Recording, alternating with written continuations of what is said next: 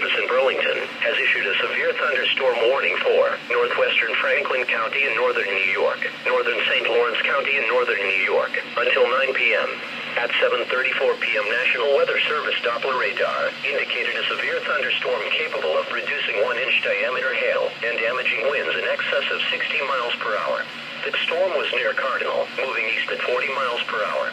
Locations in the warning include but are not limited to Lisbon, Chipman, Madrid, Raymondville, Norwood, Messina, Potsdam, Stockholm Center, Helena, Lawrenceville, Hopkinton, West Bangor. This severe thunderstorm is also producing deadly cloud-to-ground lightning. When you can do so safely, please report damaging winds or hail to the National Weather Service by calling toll-free 1-800-863-4279 or by submitting a storm report at weather.gov/Burlington. Get to safety immediately when threatening weather approaches. Winds may knock down trees and power lines and damage buildings. Large hail may cause injury and damage property.